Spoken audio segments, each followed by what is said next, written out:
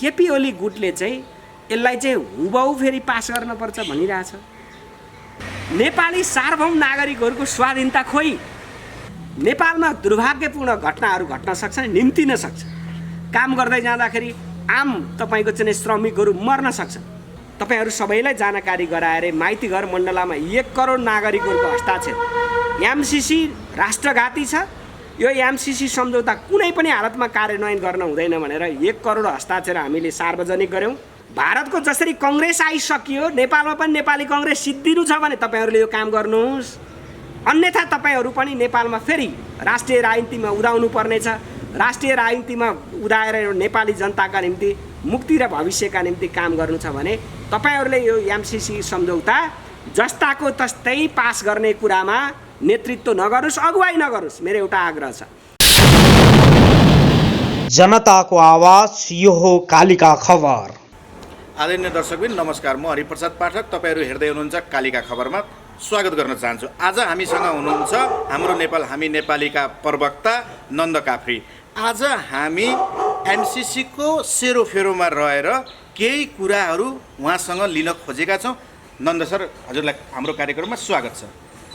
धन्यवाद, यहाँहरूलाई पनि स्वागत छ। नमस्कार सर, आज हामीहरू एमसीसीकै बारेमा केही जानकारी पाऊँ भनेर हजुरसँग हामीहरूले केही इन्टरभ्यू लिन आइसकेका छौँ। एमसीसी भनेको के हो, यसको बारेमा विस्तृत जानकारी हाम्रो दर्शकहरूलाई बताइदिनुहुन्छ कि सर? धन्यवाद, तपाईँले अत्यन्तै महत्त्वपूर्ण प्रश्न गर्नुभयो। अमेरिकन सरकारले सन् 2004मा संसारमा भएका विकसित मुलुक हैन, लोकतान्त्रिक अभ्यास गरिरहेका मुलुक र कानुनी राज्यको अनुसरण गरिरहेका, अभ्यास गरिरहेका नागरिकहरूलाई कानुनी राज्यको प्रत्याभूत दिनुपर्छ भनेर अनुसरण गरिरहेका मुलुकहरूलाई सहयोग गर्ने उद्देश्यका साथ अमेरिकाले स्थापना गरेको एउटा संस्थान हो, जसलाई मिलेनियम च्यालेन्ज कर्पोरेसन भनेर भनिन्छ र यसको परिचय सामान्यतया यही हो। एमसीसीको लागि नेपालमा कहिलेदेखि मिटिङ सुरु भएको हो सर? एमसीसीको लागि मिटिङ बैठक कहिलेदेखि सुरु भएको भनेर भन्दा पनि यसलाई अलिक परबाट निहाल्नुपर्छ भन्ने लाग्छ। त्यो भने चाहिँ के हो भने, मैले अघि नै भने अमेरिका सरकारले अविकसित विकासोन्मुख देशहरूलाई सहयोग गर्ने गरी निर्माण गरेको मिलेनियम च्यालेन्ज कर्पोरेसन भन्ने संस्थाले सुरुमा उसले 86वटा राष्ट्रहरूलाई, संसारभरिका 86वटा राष्ट्रहरूलाई आफ्नो प्रोटोकलभित्र रहेर काम गर्ने गरी छनौट गर्यो। त्यो मध्ये उसले पहिलो चरणमा प्राथमिकीकरणको आधारमा उसले 49वटा राष्ट्रहरू छनौट गर्यो। त्यो 49वटा राष्ट्र छनौट गर्ने क्रममा सन् 2008मा त्यो निर्णय गर्यो। एमसीसीले 2008मा निर्णय गर्यो। त्यसपछि 2011मा नेपाल सरकारसँग संवादको स्थिति अगाडि बढायो। 2014मा एमसीसीको डकुमेन्ट तयार भयो र मलाई लाग्छ शेरबहादुर देउवा प्रधानमन्त्री भएको बेला जस्तो लाग्छ, तत्कालीन अर्थमन्त्री ज्ञानेन्द्रबहादुर कार्की नेपालको तर्फबाट र एमसीसीको कार्यकारी प्रमुख मिलेनियम च्यालेन्ज कर्पोरेसन भन्ने संस्थानको तर्फबाट सन् 2017मा चाहिँ एमसीसी सम्झौता, जुन 77 पृष्ठ लामो एमसीसी सम्झौताको विषयमा व्यापक बहस छलफल भयो र नेपाल सरकारले त्यसलाई अगाडि बढाउने भनेर सम्झौता भयो।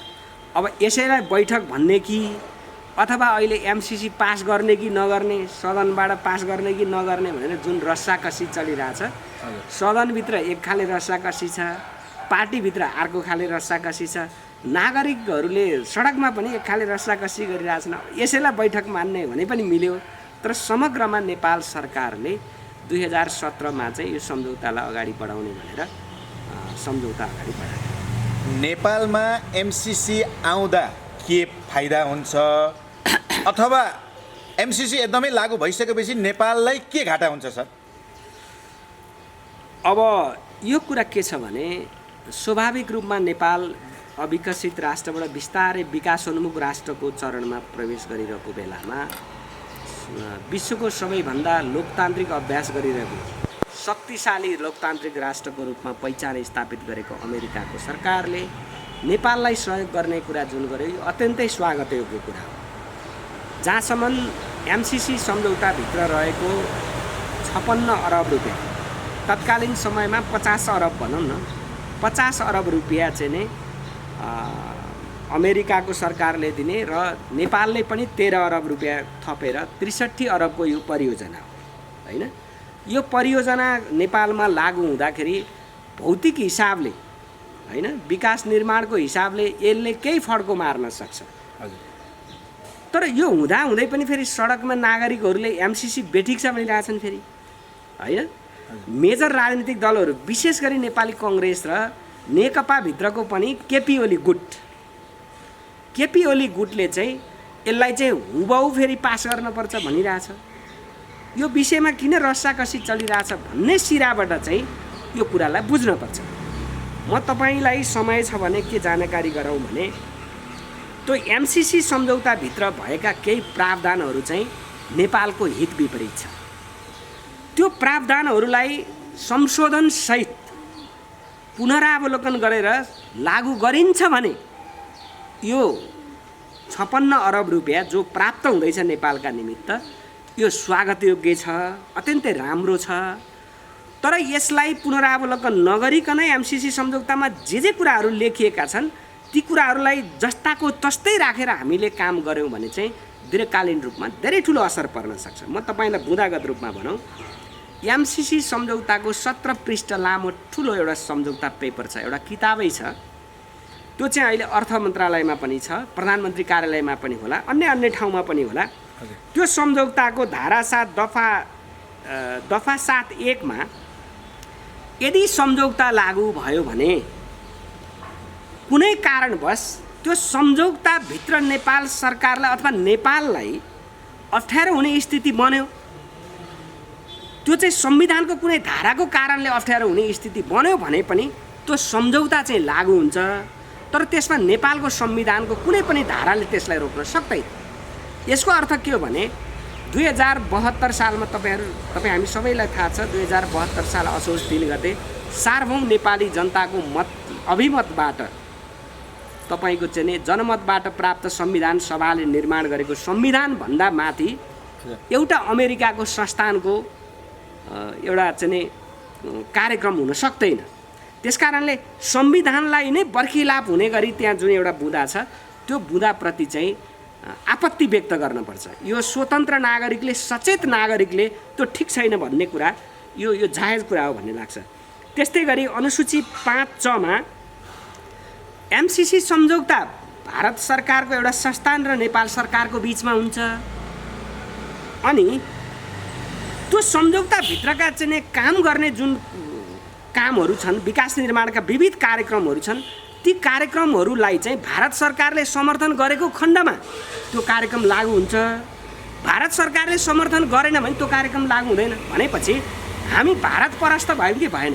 हाम्रो मुलुकमा कुनै काम गर्दैछ, एउटा चाहिँ अमुक राष्ट्रले, अमेरिकाको एउटा चाहिँ संस्थानले हाम्रो मुलुकमा काम गर्दैछ भने समर्थन चाहिँ भारत सरकारले दिनुपर्ने। भनेपछि हाम्रो स्वाधीनता कहाँ गयो? हाम्रो राष्ट्रियता कहाँ गयो? त्यसकारणले यो गम्भीर विषय हो। त्यस्तै गरी तपाईँको चाहिँ धारा 3 दफा 3(8) मा एमसिसी सम्झौता लागू भइसकेपछि वार्षिक रूपमा एउटा सामान्य गैर सरकारी संस्था त अडिट गर्नुपर्छ, सामान्य व्यवसाय पनि लेखा परीक्षण गर्नुपर्छ। त्यहाँमाथि पनि त्यो चाहिँ 56 अरबको एउटा चाहिँ प्रोजेक्ट छ जहाँ नेपाल सरकारले पनि 13 अरब रुपियाँ पैसा हाल्छ। त्यो 63 अरब रुपियाँको जुन परियोजना छ त्यो परियोजनाको विषयमा लेखा परीक्षण गर्ने राइट चाहिँ एमसिसीले तोकेको कर्मचारीलाई, त्यो व्यक्तिलाई मात्रै हुने। आफ्नो मातहतका अथवा नेपाल सरकारले निर्दिष्ट गरेका चाहिँ लेखा परीक्षकबाट सक्दैन भन्ने जुन कुरा छ, यसले के दर्शाउँछ भन्दाखेरि भने त्यो परियोजनामा इमान्दारीपूर्वक काम हुन्छ कि हुँदैन भन्ने ग्यारेन्टी के छ? त्यहाँ त नेपाल सरकारको पनि त पैसा छ, अमेरिकाको मात्रै पैसा त छैन। त्यसकारणले 13 अरब जो नेपाली नागरिकहरूले रगत पसिना खर्च गरेर उठाएको करबाट 13 अरब रुपियाँ हामीले त्यही परियोजनामा हाल्दैछौँ भने त्यहाँ इमान्दारिता छ कि छैन भन्ने कुरामा त्यहाँ प्रश्न चिन्ह उठ्ने कारणले यो गम्भीर विषय हो। त्यस्तै गरी धारा 3 दफा 3(2)(च) मा यत्रो ठुलो परियोजना निर्माण हुँदाखेरि प्राप्त हुने बौद्धिक सम्पत्तिको जुन सम्पूर्ण अधिकार चाहिँ अमेरिका सरकारलाई हुनेछ भनेर लेखिएको छ। त्यो प्राप्त हुने बौद्धिक सम्पत्तिमा नेपाल सरकारको कुनै अधिकार हुने छैन। यस्तो यसले के गर्छ भने हाम्रो सम्पत्तिमाथि, हाम्रो भूमिमाथि अमेरिकाको बर्बर दमन हुने सम्भावना देखिन सक्छ, देखिन्छ नै। त्यसकारणले पनि यो एमसिसी सम्झौतामा भएका केही बुँदाहरू पुनरावलोकन गर्न जरुरी छ। त्यस्तै गरी धारा 5 क र ख मा एउटा यस्तो व्यवस्था गरिएको छ, हेर्नुहोस्, एमसिसी सम्झौता लागू भयो होइन, कुनै एउटा चरणमा गइसकेपछि एमसिसीलाई अगाडि बढाउने कि नबढाउने भन्ने चरण सुरु हुनसक्छ, विवाद पनि हुनसक्छ, अथवा हाम्रो नेपाललाई मन नपर्न सक्छ, अथवा अमेरिकालाई मन नपर्न सक्छ, फाइदा नहुन सक्छ। यी सारा कुराले तपाईँको त्यो सम्झौता रद्द गर्नु पर्यो भने एमसिसीले चाहिँ एकपक्षीय रूपमा रद्द गर्न सक्छ, तर नेपाल सरकारले चाहिँ त्यसलाई चाहिँ लागू गर्न चाहेन भने चाहिँ उसले रद्द गर्न सक्दैन। उसो भए हाम्रो स्वाभिमान खोइ, नेपाली सार्वभौम नागरिकहरूको स्वाधीनता खोइ, नेपालको संसदले निर्माण गरेको संविधानको महत्त्व खोइ, त्यो हिसाबले पनि यो सम्झौता पुनरावलोकन गर्नुपर्छ भन्ने लाग्छ। त्यस्तै अनुसूची 1, 2 ख मा एमसिसीले काम गरिरहेछ। हेर्नुहोस् है, एमसिसीले के काम गर्छ यो पनि महत्त्वपूर्ण कुरा हो। यो एमसिसी सम्झौता भएपछि नेपालमा 100 किलोमिटर लामो सडक निर्माण गर्ने कुरा छ। एउटा महत्त्वपूर्ण परियोजना हो, प्रोजेक्ट हो। त्यसलाई सामान्य अर्थमा बुझ्नु हुँदैन। 400 केबी को प्रसारण लाइन निर्माण गर्ने कुरा छ। त्यो सबै कुरा गरिरहँदाखेरि हाम्रो भूगोल, हाम्रो वन जङ्गल सारा कुराहरू छन् नि, त्यहाँ खनिजजन्य क्षेत्रहरू प्राप्त हुन सक्छन्, आउन सक्छन्। ती खनिजजन्य चाहिँ चिजहरूको चाहिँ राज्यले संरक्षण गर्नुपर्ने कुराहरू आउन सक्छन्। वन बुट्यानहरू, रुखहरूको चाहिँ कुराहरू क्षतिका कुराहरू आउन सक्छन्। त्यसलाई नगदमा रूपान्तरण गर्ने कुराहरू आउँछन्। त्यहाँभित्र भएका सम्पूर्ण कुराहरूको निगरानी गर्ने, नियन्त्रण गर्ने सम्पूर्ण जिम्मा चाहिँ एमसिसीको हुन्छ। यदि नेपाल सरकारलाई सम्बन्धित निकायका नागरिकहरूले यहाँ चाहिँ एमसिसीले अभद्र व्यवहार गर्यो, अनैतिक काम गर्यो, हाम्रा कुरा सुनेन भनेर गुनासो गर्यो भने पनि नेपाल सरकारले त्यसको अनुगमन गर्न पर्यो, निरीक्षण गर्न पर्यो भने एमसिसीसँग अनुमति लिनुपर्छ भन्ने कुरा लेखिएको छ। भनेपछि नेपाल सरकार ठुलो कि नाथे अमेरिकाको एउटा संस्थान ठुलो? त्यसकारण नेपाल सरकारभन्दा अमेरिकाको संस्थान ठुलो हुन सक्दैन। त्यो हिसाबले नागरिकहरूले एमसिसीको विरोध गरिरहेका छन्। आज सडकमा देशैभरि एमसिसीका कुरा चलिरहेको छ। त्यस्तै गरी धारा 6 दफा 6-8 मा एमसिसीका कर्मचारी लगायत त्यहाँ सारा काम गर्ने मान्छेहरूले यदि जान अथवा अनजान नेपालमा दुर्भाग्यपूर्ण घटनाहरू घट्न सक्छन्, निम्तिन सक्छ। काम गर्दै जाँदाखेरि आम तपाईँको चाहिँ श्रमिकहरू मर्न सक्छन्। काम गर्दै जाँदाखेरि त्यहाँका कर्मचारीहरूले हाम्रा चेलीबेटीहरूलाई अनैतिक क्रियाकलाप गर्न सक्छन्, यौन दुर्व्यवहार गर्न सक्छन् होइन। सम्बन्धित क्षेत्रमा चोरी चकारी हुनसक्छ, डकैती हुनसक्छ। तर ती विषयमा नेपाली नागरिकहरूले कुनै पनि नेपालको चाहिँ न्यायिक क्षेत्रमा मुद्दा मामिलै गर्न पाउँदैन। अब तपाईँहरू भन्नुहोस्, अब यो एमसिसी भने चाहिँ हाम्रो न्यायिक अदालतभन्दा ठुलो हो। नागरिकहरूले चाहिँ निर्माण गरेको, नागरिकहरूले चाहिँ व्यवस्थापन गरेको, नेपाल सरकारले व्यवस्थापन गरेको न्यायिक सर्वोच्चताभन्दा माथि हो। त्यसकारणले यी कुराहरू यदि पुनरावलोकन गरिँदैन भने एमसिसी यदि पास भयो भने पनि धेरै पछाडि हाम्रा नयाँ पुस्ताहरूले अमेरिकाको सरकारको, अझै भन्ने हो भने अमेरिकन सेनाहरूको बुट बजारिने हाम्रो चाहिँ दिन आउन सक्छ, हाम्रो छातीमा बुट बजारिन सक्छ। त्यसकारणले यो राष्ट्रिय स्वाधीनताका विषयमा यो प्रतिपादक छ, नेपालको कानुनसित जोडिएका विषयमा प्रतिपादक छ, नेपालको नागरिकको स्वतन्त्रतासित जोडिएको विषयमा यो प्रतिपादक छ, नेपालको लोकतन्त्रको विरोधी छ। त्यसकारणले हामीले 56 अरबको रुपियाँको विषयको कुरा गर्ने भन्दा नि सबभन्दा ठुलो त राष्ट्रियता हो। तपाईहरुलाई थाहा छ नि, तपाईले अहिले एमसिसी को बारेमा भन्दै गर्दा तपाईँहरू नै अहिले सडकमा आउन खोज्दाखेरि सरकारले दमन गरिराखेको अवस्था छ कि एमसिसी यो बुदाची तपाईँहरूले परिमार्जन गरेर पास गर्दा हुन्छ भनेर तपाईँहरूले बाटोबाट घचघचाउन खोज्दा पनि आज प्रहरी लगाएर चाहिँ तपाईँहरूलाई अहिले विभिन्न ठाउँमा आन्दोलन गरेकोलाई तुल्याउन पनि खोजिरहेछ। यसलाई कसरी हेर्नुभएको छ? म तपाईँको लोकप्रिय मिडिया मार्फत नेपाल सरकारलाई के आग्रह गर्न चाहन्छु भने सुरुको समयमा यिनै केपी ओली हुन् जसले अगुवाई गरेर एमसिसी पास गर्ने कोसिस गरे। नेकपा भित्रै एउटा चाहिँ रस्साकसी चल्यो। नागरिकहरूले सडकमा एउटा ठुलो जनदबाव सिर्जना गरे। हाम्रो नेपाल हामी नेपाली अभियानको तर्फबाट हामीले तपाईहरू सबैलाई जानकारी गराएर माइतीघर मण्डलामा 1 करोड नागरिकहरूको हस्ताक्षर। एमसिसी राष्ट्रघाती छ, यो एमसिसी सम्झौता कुनै पनि हालतमा कार्यान्वयन गर्न हुँदैन भनेर 1 करोड हस्ताक्षर हामीले सार्वजनिक गऱ्यौँ। त्यो हस्ताक्षर हामीले चाहिँ सम्मानित सभामुख मार्फत चाहिँ नेपाल सरकारलाई जानकारी गराउने कोसिस गऱ्यौँ। तर सभामुखले त्यो नमानिसकेपछि हामीले राष्ट्रिय मानव अधिकार आयोगको कार्यालयमा राष्ट्रिय मानव अधिकार आयोगका अध्यक्ष अनुराग शर्माको चाहिँ उपस्थितिमा हामीले हस्तान्तरण गऱ्यौँ। मलाई लाग्छ सिङ्गो राष्ट्रिय मानव अधिकार आयोग यसमा सचेत छ।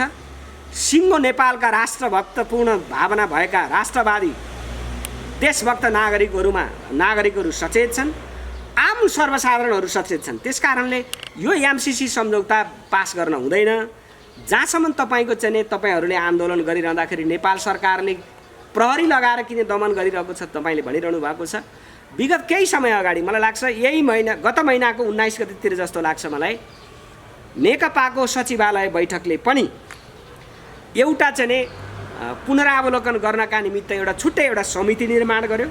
त्यो समिति चाहिँ झलनाथ खनालको नेतृत्वमा समिति निर्माण भएर झलनाथ खनालले आफ्ना चाहिँ तपाईँको समकक्षी पार्टीका श्रद्धेय 2टा अध्यक्ष केपी शर्मा ओली र पुष्पकमल दाहाल प्रचण्डलाई त्यो सम्झौता बुझाउनु भयो। त्यो चाहिँ तपाईँको पुनरावलोकन गर्नुपर्छ भन्ने के बुदामा पुनरावलोकन गर्ने भन्ने विषयमा बुझाउनु भयो। अस्ति भर्खरै नेकपा सचिवालय बैठकले पनि पुनरावलोकन गर्ने गरेर मात्रै एमसिसी सम्झौता पास गर्ने जुन निर्णय गरेको छ यो स्वागतयोग्य छ। तर म नेपाल सरकारको नेतृत्व गर्ने केपी ओलीलाई तपाईँको मिडिया मार्फत के आग्रह गर्न चाहन्छु भने तपाईँले कुनै पनि हालतमा चोर बाटोबाट एमसिसी पास गर्ने हुबाउ पास गर्ने कुचेष्टा गर्नुभयो भने तपाईँको अवसान निश्चित छ। तपाईँले यो हरकत नगर्नका निमित्त म केपी ओलीलाई पनि सुझाव दिन्छ। तपाईँले जसरी अघि झलनाथ खनालज्यूको कुरा गर्नुभयो, एमसिसीको नेकपाको तर्फबाट एमसिसीको विरोध गर्ने हिजो झलनाथ खनाल र भीम रावल जस्ता जेहेन्दार नेताहरूले चाहिँ एमसिसी पास गर्नु हुँदैन, नेपालको हितमा छैन भनिराखेको अवस्था हुँदाहुँदै अहिले फेरि तिनै भीम रावल र झलनाथ खनाल चाहिँ एमसिसी पास गर्नुपर्छ भन्नेमा आइसके। झलनाथ खनाललाई 72 अरबको साँप पाल्न पनि सरकारले पैसा दिइसकेको अवस्था छ। यसलाई कसरी हेर्नुहुन्छ? जुन व्यक्तिले आवाज उठायो आज तिनै व्यक्ति फेरि एमसिसी पास गर्नुपर्छ भनेर लागि परेको अवस्था छ। यो सम्पूर्ण कुरा सचेत नेपालीहरूले हेरिरहेका छन्। म आग्रह गर्न चाहन्छु भीम रावलज्यू, तपाईँ एउटा नेपाली नागरिकको बिचमा राष्ट्रवादी छवि स्थापित गर्नुभएको छ।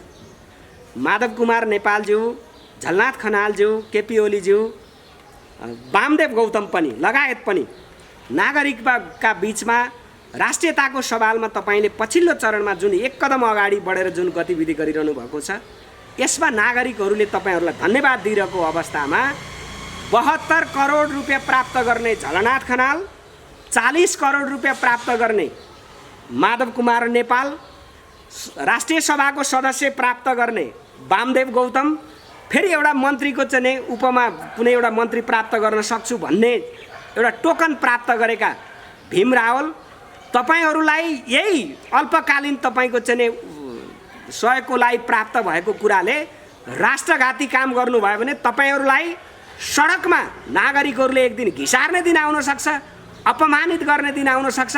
त्यसकारणले मलाई तपाईँहरूलाई म के आग्रह गर्न चाहन्छु भने अल्पकालीन कामका निमित्त, अल्पकालीन तपाईँको स्वार्थ प्राप्त गर्नका निमित्त प्राप्त भएको जुन टोकन तपाईँहरूले अस्वीकार गर्नुहोस्। राष्ट्रियताको टोकनलाई तपाईँले अस्वीकार गर्नुभयो भने तपाईँहरूको आउँदा दिन सुखद नहुन सक्छ। म तपाईँहरूलाई सुझाउन चाहन्छु, सुझाव दिन चाहन्छु। एमसिसी पास गर्नको लागि काङ्ग्रेस पनि लागि परेको देखिएको अवस्था छ। यी यावत टिमहरू सबै लागेर एमसिसी पास गर्न खोजिराखेका छन्। तपाईँहरू चाहिँ भन्दै हुनुहुन्छ एमसिसी नेपालको लागि घातक छ। जुन वरिष्ठ पार्टीहरू छन् उनीहरू चाहिँ एमसिसी भएन भने नेपाल सिङ्गापुर बन्दैन भन्छन्। के हो सर, यसलाई प्रष्ट पारिदिनुहोस् न एकचोटि।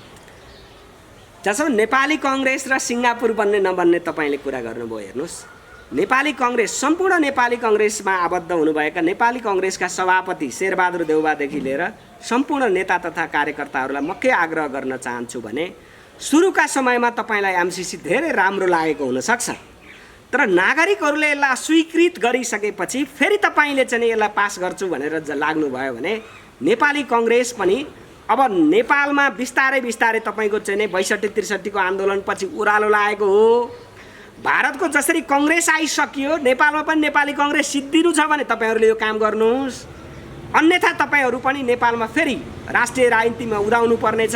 राष्ट्रिय राजनीतिमा उदाएर नेपाली जनताका निम्ति मुक्ति र भविष्यका निम्ति काम गर्नु छ भने तपाईँहरूले यो एमसिसी सम्झौता जस्ताको तस्तै पास गर्ने कुरामा नेतृत्व नगर्नुहोस्, अगुवाई नगर्नुहोस्, मेरो एउटा आग्रह छ। दोस्रो कुरा, सिङ्गापुर बन्छ कि बन्दैन भन्ने तपाईँको कुरा छ। हेर्नुहोस्, सन् 2017 पछि अझ भन्ने हो भने 1 वर्ष अगाडि चीन सरकारले 65 अरब रुपियाँ दियो नेपाललाई। यसको धेरै चर्चा परिचर्चा पनि भएन, विरोध हुने कुरा पनि भएन, तर 65 अरब चीन सरकारले दिँदाखेरि चाहिँ हल्लाखल्ला गर्न नपर्ने, जाबो नाथे 56 अरबको लागि यत्रो ठुलो रस्साकसी किन भयो भन्ने कुरा महत्त्वपूर्ण कुरा हो। यो किन महत्त्वपूर्ण कुरा हो भने कुनै पनि सम्झौता, कुनै पनि विकसित राष्ट्रहरूले विकासोन्मुख राष्ट्रहरूलाई सहयोग गर्ने कुरा चाहिँ कसरी त्यसलाई निर्धारण गरिन्छ भने सम्बन्धित राष्ट्रको सम्बन्धित मन्त्रालयको सचिव अथवा मन्त्री अथवा उसको सम्बन्धित राष्ट्रको संस्थानको प्रमुख, नेपाल सरकारको मन्त्री, सम्बन्धित मन्त्रालय अन्तर्गतको मन्त्री अथवा सचिव अथवा नेपाल सरकारले तोकेको कुनै व्यक्तिको बिचमा सम्झौता भएर कार्यक्रम अगाडि बढ्छ। तर यो सम्झौता चाहिँ सार्वभौम संसदबाट 2/3 सार्वभौम संसदको चाहिँ तपाईँको चाहिँ मतदानबाट स्वीकृत गर्नुपर्छ। यो भने संविधान निर्माण गर्दा जुन रस्साकसी हुन्छ, संविधान संशोधन गर्दा जुन एउटा चाहिँ तरिका अपनाइन्छ त्यही तरिका अपनाउने भने हो। यसको भित्री रहस्य चाहिँ के हो भने अमेरिकाले नेपालको संविधानलाई कुन्चेर आफ्नो एमसिसी सम्झौतालाई नेपालको संविधानकै हैसियतमा स्थापित गर्ने जुन कोसिस गरिरहेको छ, यो भित्र तपाईको चाहिँ इन्डो पेसिफिक रणनीतिको एउटा अंश घुसेको छ। अमेरिकाले तपाईको चाहिँ दक्षिण एसिया घेर्ने सुरक्षा नीति अन्तर्गतको चाहिँ एउटा परियोजना भएको कारणले यो कुनै हालतमा पास गर्न दिनु हुँदैन। म तपाईको लोकप्रिय मिडिया मार्फत सम्पूर्ण देशभक्त राष्ट्रवादी नागरिकहरूलाई फेरि यो घुमाउरो चोर बाटोबाट यो नेकपाको नेतृत्वको सरकारले नेपाली कङ्ग्रेस र नेकपा मिलेर यो एमसिसी पास गर्न कोसिस भइरहेको छ। यसलाई हामीले दरो तरिकाले दबाव सिर्जना गर्दै यो परास्त गर्नुपर्छ। स्वाभिमानी नेपालीका लागि यो अहितमा छ, यो राष्ट्रियताको अहितमा छ, स्वाभिमानको अहितमा छ, नेपालको संविधानको अहितमा भएको कारणले यसलाई कुनै हालतमा खारेज गर्नुपर्छ। एमसिसी पास गर्नु 2/3 को सरकारलाई र प्रतिपक्षमा रहेको काङ्ग्रेसलाई यसमा बाध्यता पारिएको होला नि त सर? यो त हेर्नुहोस्, अहिलेसम्म तपाईँको यसो हेर्दाखेरि के लाग्छ भने नेपालमा सिनियर 2टा पार्टीहरू, हामीले धेरै अन्यथा लिनु पनि हुँदैन, नेपाली कङ्ग्रेस र नेकपा अहिले 2टा मेजर पार्टीहरू यी सब विदेशीका दलाल बने। यिनीहरू सबै कमिसनको चक्करमा छिरे।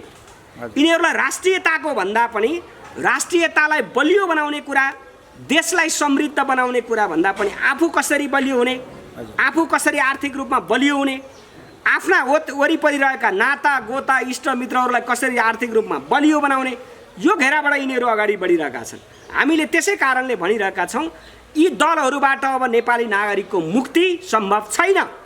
त्यसकारणले नयाँ सिराबाट अगाडि बढ्नको अबको विकल्प छैन। त्यसकारणले अहिलेको विशेष गरी ठुला मेजर दलहरू, राजनीतिक पार्टीहरू अहिले एमसिसी किन पास गर्न लागिरहेका छन् भने यिनीहरूले केही कमिसन खाइसके। त्यो खाइसकेका कारणले गर्दाखेरि यिनीहरूलाई त्यहाँबाट पछाडि हट्न गाह्रो भएको हो। तर म आग्रह के गर्न चाहन्छु भने तपाईँहरूले यसमा आँट गर्नुहोस्। यो एमसिसी राष्ट्रहित विपरीत छ। राष्ट्र नै रहेन भनेदेखि तपाईँको चाहिँ पैसाको कुनै अर्थ हुँदैन, त्यो विकासको पनि कुनै अर्थ हुँदैन। राष्ट्रियता भने नागरिकका निम्ति सबभन्दा ठुलो कुरा हो। यो प्राणभन्दा प्यारो हुन्छ। मान्छे राष्ट्रियताका निम्ति मर्न तयार हुन्छ होइन। हाम्रा विगतका शहीदहरू 4वटा शहीदहरू पूर्व इतिहासमा धेरै पुरानो इतिहासमा रहेका 4वटा शहीदहरू धर्मभक्त माथेमा 10 तपाईँको चाहिँ लगायतका 4वटा शहीदहरू 62-63 को आन्दोलनमा 21 जना शहीदहरू राष्ट्रका निम्ति मरेका हुन्, जनताका उद्धारका निम्ति मरेका हुन्, राष्ट्रको समृद्धिका निम्ति मरेका हुन्। यो कुनै पार्टीको नेतालाई सम्झेर मरेको त होइन नि। त्यसकारणले राष्ट्रियताका निम्ति मान्छे सडकमा मर्न तयार हुन्छ। यो मर्ने र मार्ने क्रममा तपाईँहरू नलाग्नुहोस्, यसमा तपाईँहरूको कल्याण छैन।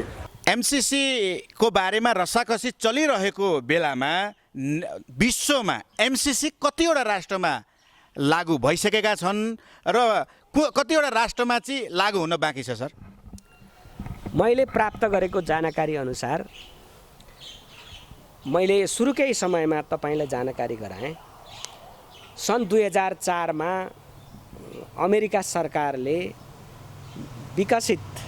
विकासोन्मुख देशहरू जो लोकतन्त्रप्रति प्रतिबद्ध छ,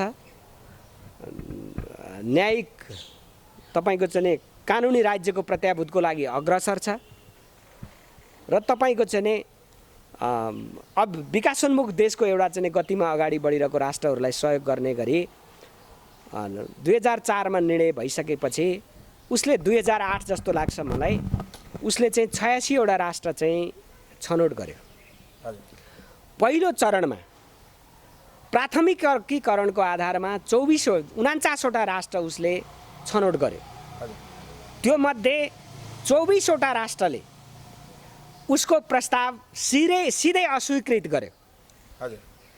8 वटा राष्ट्रहरू त्यो सम्झौता गरेर कार्यान्वयन गर्ने चरणमा छन्। भलै त्यो कार्यान्वयन भइसकेको मतलब अनगोइङ एउटा चाहिँ परियोजनाको रूपमा अगाडि बढेको छैन। 8 वटा राष्ट्रहरू सम्झौता भयो तर फेरि कुरा नमिलेर अल्झिरहेको अवस्था छ। 2 वटा राष्ट्रहरू सम्झौता भयो, सम्झौताको लागि प्रस्ताव आइसकेपछि 2 वटा राष्ट्रहरूले चाहिँ सम्झौताभित्र रहेका केही राष्ट्रलाई अहित गर्ने, नागरिकहरूलाई अहित गर्ने विषयहरूमा पुनरावलोकन गरेर पुनर्लेखन गरेर त्यसलाई कार्यान्वयन चरणमा लगे। 6 वटा राष्ट्रहरू चाहिँ एमसिसीकै सम्झौताको प्रोटोकलभित्र रहेर कार्यान्वयन भइरहेका छन्। आज नेपालमा केही समय अगाडि हाम्रै छिमेकी राष्ट्र भुटानले पनि के गर्यो भने, तपाईँको भुटान कि श्रीलङ्काले के गर्यो भने एमसिसी सम्झौताभित्र भएका राष्ट्रहित विपरीत, जनताको हित विपरीत, नागरिक सर्वोच्चताको हित विपरीत हुने बुँदाहरू संशोधन हुने शर्तमा एमसिसी पास गर्ने गरी तत्कालको लागि एमसिसी खारेज गर्यो। हामी नेपाल सरकारलाई के भन्न चाहन्छौँ भने अहिले हाम्रो देशमा एमसिसी सम्झौता संसदबाट अनुमोदन गर्ने कि नगर्ने भन्ने चरणमा छ। त्यसकारणले एमसिसी सम्झौतामा भएका राष्ट्रहित विपरीतका, नागरिक हित विपरीतका, संविधानको सर्वोच्चता हित विपरीतमा भएका बुँदाहरू संशोधन सहित पास गर्ने स्थिति बन्यो भने त्यो ठिकै हुन्छ।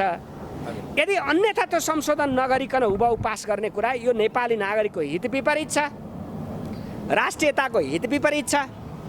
कालान्तरमा हाम्रो पुराना पुस्ताहरूले आउँदो नयाँ पुस्ताले ठुलो क्षति बेहोर्न पर्छ। त्यसकारणले यो एमसिसी सम्झौता कुनै हालतमा पास गर्न हुन्न। म नेपाल सरकारलाई आग्रह गर्न चाहन्छु।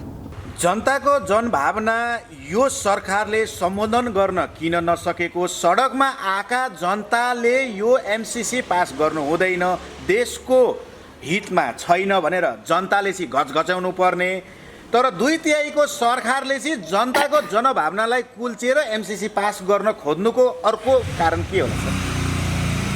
तपाईँले यो पछिल्लो चरणमा जे देखिरहेको छ नेपाली राजनीतिमा, नेपालको सम्पूर्ण भूगोलहरूमा, सडकहरूमा जुन नागरिकहरू आइरहेका छन्, सरकारले दमन गरिरहेको छ। यो किन गरिरहेको छ भन्ने जुन तपाईँको प्रश्न छ, हेर्नुहोस्, नेपाल सरकार भने आम 3 करोड नेपालीको अभिभावक, त्यो भित्रको पनि सबैभन्दा महत्त्वपूर्ण जिम्मेवारी भनेको प्रधानमन्त्रीको हुन्छ होइन।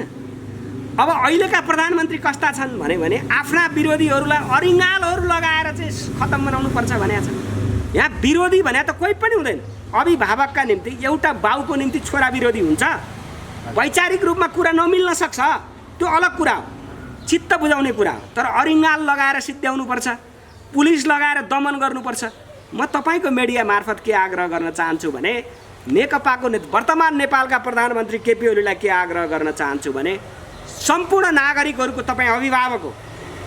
तपाईँले प्रहरी प्रशासन लगाएर नागरिकलाई दमन गर्दै रहँदा विरोधी सिद्ध्याउँदै हुनुहुन्छ कि नेपाली नागरिक सकाउँदै हुनुहुन्छ? विरोधीहरूलाई मात्रै चिडाइरहनु भएको छ कि नागरिकहरूलाई चिडाइरहनु भएको छ? नागरिकभन्दा ठुलो कुरा केही हुँदैन यो मुलुकको लागि। त्यसकारणले नागरिकलाई धेरै जिस्क्याउने, दुःख दिने काम नगर्नका निमित्त आग्रह गर्न चाहन्छु। र अर्को कुरा म के भन्न चाहन्छु भने यो नेकपा नेतृत्वको सरकार अहिले तानाशाही बाटोमा अगाडि बढिरहेको छ। तानाशाहको चरित्र के हो भने विरोधीहरूलाई सफाया गर्ने, अन्त्य गर्ने, आफ्ना वरिपरि रहेका नातागोता, हुक्के ठेक्के बैठकेहरूलाई नजिक घेरामा राखेर विरोधीहरूलाई सफाया गर्दै एउटा चाहिँ एकल तपाईँको नेतृत्वमा एकल निर्णयमा राज्य सत्ता सञ्चालन गर्ने जुन हरकतको अगाडि बढाइरहेको छ, यो स्वाभिमानी नेपाली नागरिकको लागि मान्ने हुँदैन।